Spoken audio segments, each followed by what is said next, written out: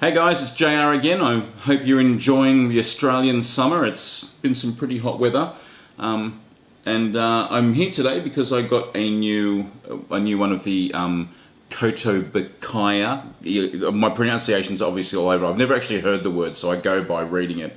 I got a new DC Kotobukiya figure to go with a couple of the other ones I've got. So the ones that I've got at the moment, this was the first one I've got. This is She-Hulk. She-Hulk's probably my favourite female character. I particularly liked her. I love the Savage She-Hulk comic from the 70s, but I really liked her when she was in, when she had her sensational She-Hulk comic that John Byrne did in the 80s, and also when she replaced the Thing in the Fantastic Four. She's always been a favourite of mine, so I couldn't resist this figure when it came out. And then after I got that one, I'm actually going to do them out of order. I got this one more recently. This is Spider-Gwen. I like how dynamic this one is, actually. She's sort of on a really odd angle. It's kind of cool. It doesn't stand up very well. It very easily tips over backwards, but you know, what are you going to do when you get that much dynamic sort of movement out of it? Now, the one that I got in between those two, but this is relevant to the next one, I actually got Raven from the Teen Titans. In the 80s, I was a huge Teen Titans fan. When I think it was Marv Wolfman and George Perez were doing it, was just the best comic. I was reading that and Uncanny X-Men around the same time, and honestly, I can't decide which I like better. I possibly like Teen Titans better, just because I felt that the characters were more my age group and I could relate a little bit more to them. And there was even that a X-Men versus Teen Titans crossover that DC and Marvel got together to do. But I've got another Teen Titan this time, but what I've got is, I'll bring her over, so I'll move these guys just over to the side. So, one of the other female Teen Titans, and she was in the Teen Titans from the start, was Wondergirl. The original Wondergirl was actually Donna Troy. This isn't Donna Troy. This is, now I'm not too familiar with 90s comics because there was a lot going on that I didn't read. All I know is that she's the daughter of a woman who was helping Wonder Woman in the comics. I mainly got this because I like the Raven one, and I'd like to have, if they do more of the, so if they do a Starfire or any of the other Teen Titans, even if they do a Bumblebee or any of those, I'd like to do these. Now these bishoujo statues, so as you can see, they're sort of, by the other ones and this one, they're done in an anime style. They're made out of plastic.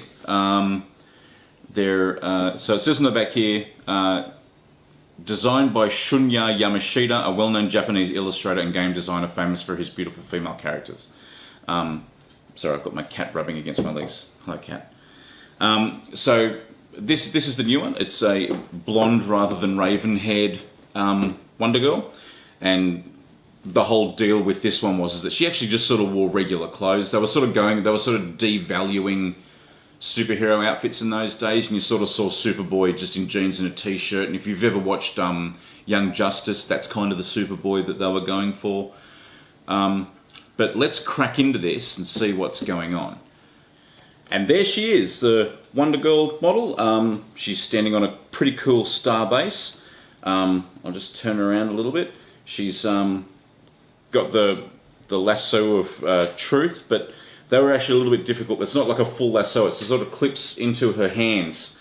And this hand, you might have seen in the video, depending on how I edited it, it was kind of difficult to, I'm probably going to have to glue that in.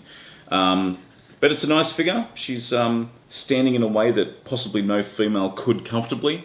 It's got a fair bit of, it's kind of a dynamic figure as well, and I think it's on the same scale as Raven, yep. So it's, whoever it is they're beating up, they're both sort of looking at them because they've both sort of got that downward look to them.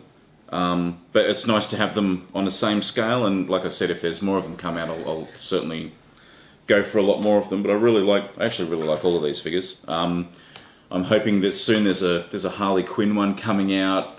I think I've got a female Thor and a female Loki coming soon, and there's a Squirrel Girl about mid next year, which is pretty cool. But yeah, so that's the Wonder Girl one. It's a nice enough figure. Like I said, it was a little bit difficult to put it together. I couldn't figure out which hand took the lasso, and it did take a couple of goes to do it. But you know, at the end of the day, it's a pretty cool looking figure, and goes well with the Raven one. But yeah, so thanks for watching. Don't forget to like and subscribe. That'd be great. If you like, I know that you like this sort of stuff, and I'll do more of this sort of video. If you see something of my junk that I've piled up behind me, point it out, leave a comment and say, can you tell me more about the yellow vinyl taxi driver, or more of my movie posters, or whatever. But if you want to read my movie and comic reviews, towatchpile.com. There'll be some linkage somewhere underneath. In the meantime, thank you for watching, and I'll see you in the next video. Bye, guys.